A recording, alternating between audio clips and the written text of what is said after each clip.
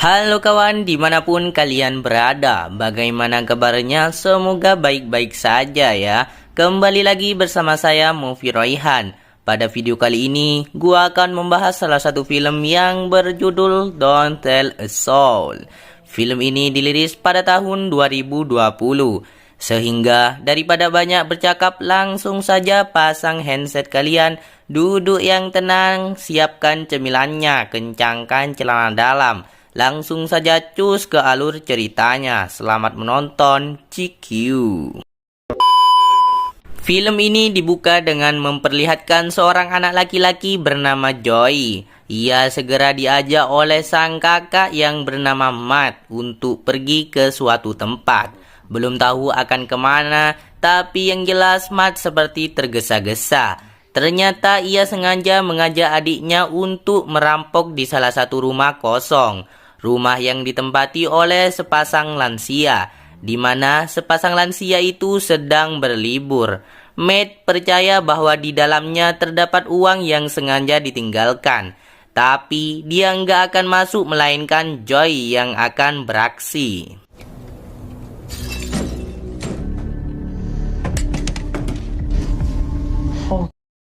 Di sini Joey nggak memiliki pengalaman untuk merampok, tapi entah bagaimana ia benar-benar berhasil untuk mendapatkan uang tersebut.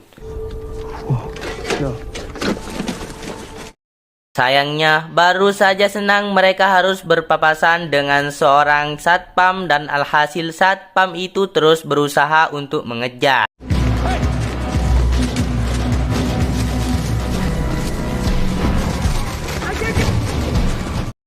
Dengan berlari ke hutan, Joey pun sadar bahwa tiba-tiba saja si satpam harus jatuh ke dalam lubang.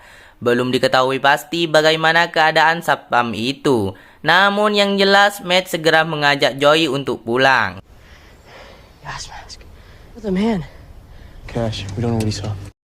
Hanya saja semenjak jatuhnya si satpam, Joey menjadi kepikiran. Ia merasa kasihan dengan satpam itu, tapi Joey harus terus nurut kepada Matt, apalagi sang ibu sedang sakit keras.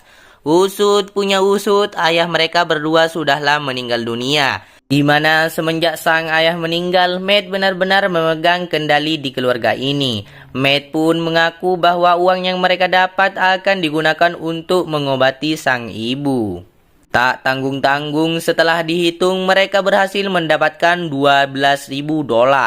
Lalu pada esok hari Joey pun segera bergegas untuk kembali ke dalam hutan. Jelas hanya ada satu hal yang ingin ia lihat, yaitu kondisi si satpam. Dan ketika dihampiri, satpam tersebut pun masih mampu mengeluarkan suara. Yang benar saja si satpam berhasil selamat. Hello? And then I fell. I think I died last year and my mom... something like that. I can't. Namun salah satu kakinya harus cedera akibat terjatuh ke lubang setinggi 6 meter. Sontak Joey diminta untuk segera menelpon My11. Hanya saja Joey nggak benar-benar melakukan hal itu, di mana ia terus berjanji untuk memanggil bantuan. Ya, sebenarnya Joey sangat ingin untuk menolong, tapi ia begitu tunduk dengan sang kakak yang merasa takut dengan keberadaan satpam tersebut. Karena jelas-jelas satpam itu adalah satu-satunya saksi mata di dalam perbuatan mereka. Dan apabila si satpam diselamatkan, maka ada kemungkinan ia akan melapor ke pihak berwenang. Pada posisi ini harus merasakan dilema yang luar biasa. Sampai pada akhirnya Matt setuju untuk menjenguk satpam tersebut ketika tiba-tiba mereka berdua tidaklah menunjukkan wajah sama sekali. Begitu juga dengan Joey yang sejak pertemuan pertama hanya berbicara dari kejauhan. Tapi hebatnya si satpam itu tahu bahwa kedua anak tersebut adalah anak-anak yang ia kejar. Dan alhasil Matt bersama Joey segera menampakkan wajah mereka. I can hear you talking. I was alone. Yeah, but you're not. Yeah, there's someone. Okay, I don't play in tag. I don't. How do we know you? I bet he saw you sneaking out of me. Kemudian Matt mulai menyesali aksi itu. Ia pun tak berniat untuk membantu satpam tersebut, yang pada akhirnya wajah si satpam langsung ia kencingi. Gila sih, Matt ini benar-benar gak punya adab.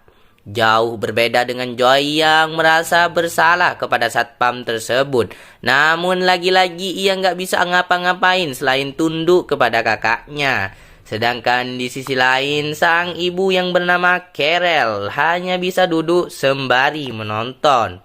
Tak ada kehidupan bagi Carol sampai-sampai ia tak sadar bahwa Joy selalu membantu seorang pria. Di sini Joy mulai tahu bahwa nama pria itu adalah Hamby. Hamby sendiri sangat merasa senang dengan kebaikan Joy. Joy pun pada akhirnya berani jujur kepada Hamby bahwa ia begitu takut dengan sang kakak. Di samping itu, Hamby turut bercerita bahwa tadinya ia memiliki 2 orang anak beserta seorang istri. Tapi sekarang ia harus menyendiri akibat perceraian. Dari obrolan mereka, Joy tampak nyaman untuk berbicara dengan Hamby. Bahkan Joy pun mengaku bahwa ia lebih betah di sini daripada di dalam rumah. Hanya saja Joy tidak bisa membantu Hamby lebih dari ini. Ia tidak akan bisa memanggil polisi ataupun bantuan lain. Terlebih komunitas tempat mulai menyadari jikalau rumah sepasang lansia sudahlah dibobol. Namun meskipun begitu, nggak ada kata lelah bagi Joy untuk mendatangi Hamby. Malam-malam begini Joy rela membawa beberapa barang bagi pria tersebut. Talk to me, no one else. Seperti selimut, obat pereda sakit, sedikit pencahayaan, dan bahkan sebuah walkie-talkie. Walkie-talkie itu hanya memiliki satu saluran serta memiliki fitur GPS. Jadinya mereka berdua akan tetap berkomunikasi meskipun Joy tidak sedang datang ke lubang tersebut. Baru aja pulang, Matt pun sadar bahwa adiknya rutin menghampiri keberadaan si satpam. Yang mana Joy hanya beralasan bahwa ia sedang berburu kodok di tengah malam. Dan dengan rasa tidak percaya, Matt kembali menegaskan bahwa mereka butuh uang itu untuk mengobati sang ibu. Di kamar, Joy pun segera mencoba walkie-talkie-nya, yang ternyata ia benar-benar mampu untuk berkomunikasi dengan Hamby. Okay, well, I'm Pain pills can't fix. count. Over. Joey. Lalu pagi kembali tiba, belum apa-apa makanan Joy sudah diberi kodok oleh sang kakak. Hal itu ternyata sebagai bentuk hukuman karena telah membohonginya pada tadi malam. Kemudian diajaklah Joy ke rumah sepasang lansia itu. Tapi kali ini Matt hanya mengambil sebuah tabung untuk membasmi hama. Sialnya, Matt sengaja menyiapkan tabung itu untuk dilempar ke dalam lubang. Dan sontak saja Joy hanya bisa merasa miris dengan tindakan dari sang kakak. You'll thank me when it...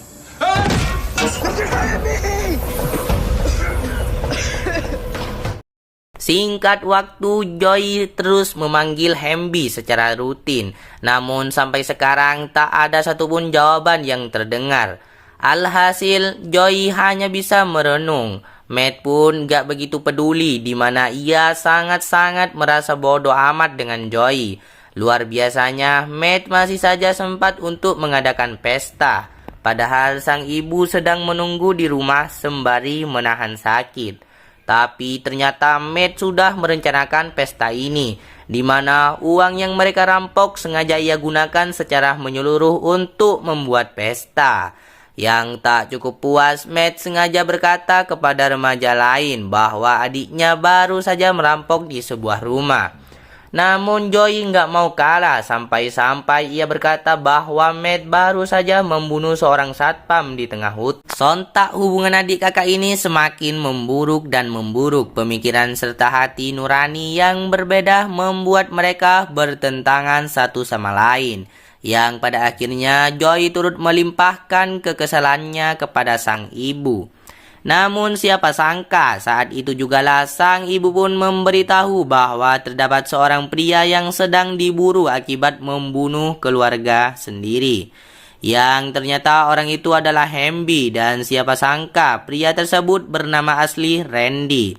Tak ada yang tahu bahwa nama Hamby adalah nama dari seorang satpam yang telah dibunuh serta diambil seragamnya oleh Randy. Kagetnya baru saja fakta itu terkuat, Joy pun dikejutkan dengan Randy yang masih mampu bersuara alias masih hidup. Nah, setelah terkuaknya fakta tersebut, Joy kembali datang ke lubang itu. Pada saat itu juga, Joy pun berterus terang bahwa ia sudah mengetahui identitas Randy, di mana Randy sendiri gak mau berbohong lagi serta segera menjelaskan kenapa ia bertekad mengejar Matt dan juga Joy. Usut punya usut, Randy berniat mengambil uang hasil perampokan mereka untuk kabur ke kota lain, di mana pada saat itu para polisi belum tersadar dengan perbuatan Randy. Tak heran, pada hari pertamanya di dalam lubang, Randy masih meminta Joy untuk menelpon 911. Namun kali ini Randy tak bisa lagi mengandalkan 911, yang kemudian kembalilah Joy ke dalam rumah. Sayangnya keadaan di rumah begitu kacau, di mana Matt terus memaki-maki sang ibu tanpa henti. Di sini terbongkar watak asli dari Matt. Ternyata ia tak peduli dengan keluarganya karena satu-satunya hal yang ia pedulikan adalah party tanpa henti. Sadar kalau Randy tak akan pernah melaporkan polisi, Joy pun bertekad untuk menolongnya keluar. Dengan mengandalkan tali tambang milik sang ayah, Joy benar-benar bertindak secara bijak. Ia membantu Randy untuk keluar dari lubang, yang pada ujungnya pria itu mampu tersinari lagi oleh matahari. Give me what freedom was. Dan sontak saja Randy segera mengancam Joy dengan sebuah pistol, tapi ternyata hal itu hanyalah gertakan biasa, di mana pistol tersebut hanya menyisakan 2 peluru dan Randy sendiri tak akan menggunakannya secara sia-sia. Di posisi ini, Joy berniat membawa Randy ke rumahnya. Ia akan membantu pria tersebut untuk kabur secepat mungkin dengan sebuah mobil milik ayahnya Joy. Jelas, Carol langsung kaget setengah mati. Ia tak percaya bahwa seorang pembunuh yang berada di berita bisa berada di rumahnya. Tapi Randy sendiri tidak akan bertindak macam-macam. Jauh berbeda dengan Matt yang dengan sengaja menghampiri para polisi.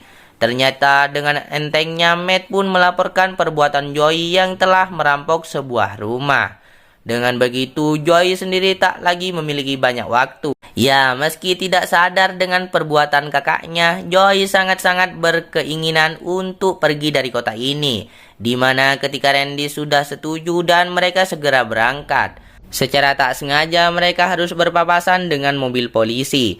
Jadinya mau nggak mau Randy pun harus bergerak cepat dengan 2 peluru yang tersisa. Wait! You're not... Tak main-main, Randy benar-benar melumpuhkan kedua polisi itu. Tapi ngelumpuhinnya sendiri hanya sekedar ngelumpuhin biasa. Randy tak lagi memiliki hasrat untuk membunuh siapapun. Dan saking hilangnya hasrat tersebut, Matt pun harus dijadikan sarana untuk membalas dendam. Matt sengaja dibawa kembali ke dalam hutan yang sudah jelas ia akan dilempar ke dalam lubang. Tentu Randy merasa penasaran bagaimana jadinya jika Matt yang tertunduk kepada Joy. Bahkan setelah Matt melompat ke lubang itu, Randy sengaja menyuruh Joy untuk menegaskan keberaniannya. Hey, that was your big chance. I rule! You dead meat when I get out of here. I'm the man! Tapi siapa sangka di balik seruan itu Randy sendiri telah merencanakan satu hal. Sontak Matt segera menantikan dengan penuh semangat yang bisa dipastikan setelah berseru-seru. Joy pun harus rontok di tangan sang kakak. Luar biasa bukan? Sifat licik dari si Randy benar-benar membuat Joy beserta Matt berhasil diadu selayaknya sabung ayam. Namun di sini Randy tak bisa pergi seenak jidat, di mana Carol langsung mengancamnya dengan sebuah senapan. Usut punya usut, Carol berhasil mengetahui keberadaan Randy setelah melihat walkie-talkie milik Joy yang memiliki fitur GPS di dalamnya. Dan sebagai penutup, Carol pun memberitahu bahwa ayah dari Joy beserta Matt merupakan pelaku KDRT. Tapi fakta uniknya sampai sekarang ini Joy bersama Matt masih nggak sadar jikalau ayah mereka bukanlah meninggal karena sakit. melainkan karena ditembak oleh Carol alias istrinya sendiri. Oleh sebabnya di posisi ini hal serupa akan segera dirasakan oleh Randy. Randy yang begitu berani untuk membantai keluarganya sendiri serta jauh lebih parah daripada KDRT. Lalu setelah kematian Randy, Carol berhasil menyadari keberadaan dari kedua anaknya, yang mana ia pun segera memanggil bantuan, sedangkan Matt sendiri mulai menyesali perbuatannya. Di mana pada akhirnya film ini langsung ditutup dengan Joy beserta Matt yang saling meminta maaf satu sama lain. Bagaimana guys? Banyak banget ya kesimpulan positif yang bisa kita ambil dari film satu ini. Dan kalau kalian menonton sampai habis, gua mau ngucapin terima kasih banyak. Sampai bertemu lagi di video berikutnya. Slepeu.